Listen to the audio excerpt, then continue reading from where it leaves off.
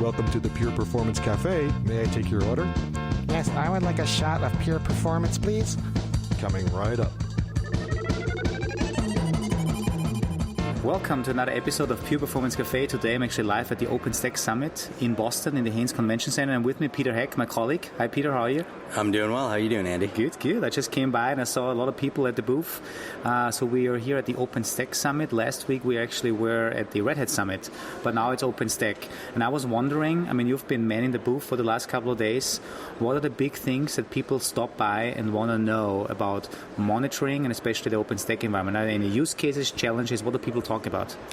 Yeah, so there's a number of problems that people are running into when trying to monitor OpenStack. Basically, they could use the OpenStack tools that are there. They can use StatsD and the Elk Stack, and they can build out what they like. And in the OpenStack world, open source people like to do that. Yeah.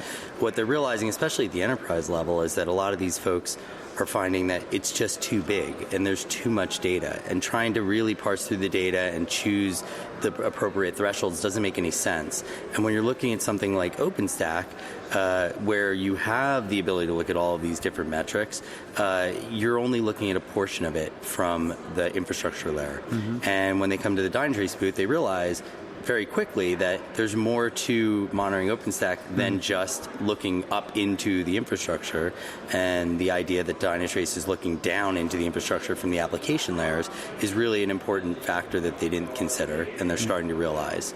The applications is really why you have OpenStack in the first place. So your customers are the ones who are using that infrastructure, and you need to understand really well what those customers' experience is, and then following that and tracing that down into the infrastructure if it's impacting the performance of your applications. That's cool. So it's interesting because I always, when I was at the booth and I gave a couple of demos, I always try to explain it from the bottom up and not from the top down. So did you obviously gave more demos here. Did you talk with more people that were more worried about the application performance or more worried about the OpenStack performance itself? So you get the mix. In this particular summit, it's OpenStack, okay. So the majority of focus is OpenStack. But the more kind of savvy consumers here, the folks who are more of an executive level, are realizing that it's really about their customers.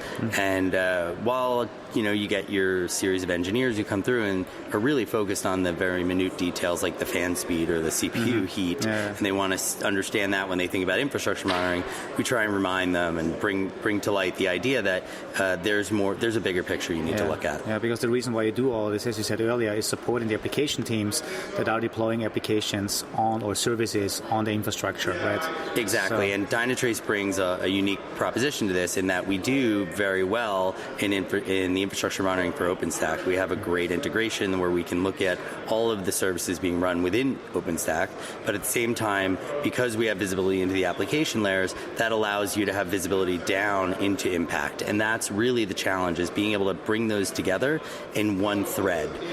It's one thing to say, this time series and this correlation of this issue are the same, but it's another where Dynatrace brings causation to the story. And so it shows that the causation of a hypervisor issue is actually impacting the users all the way at the top end at your real user monitoring level. Yeah, and that also then helps you prioritize, right? If it's really your critical app and that's impacted because you have problems underneath, then Exactly. That's cool. Another thing that happened, I remember when I came in this week, we actually have obviously our own OpenStack environment that we use for demo purposes, and that environment actually had some hiccups. Let's call it as it is. Right. Did we actually detect the problem with Dynatrace that we caused in our own environment? Actually, we did. There was the problem was our efforts to actually enhance the monitoring and to present new problems into the environment that we could display at OpenStack.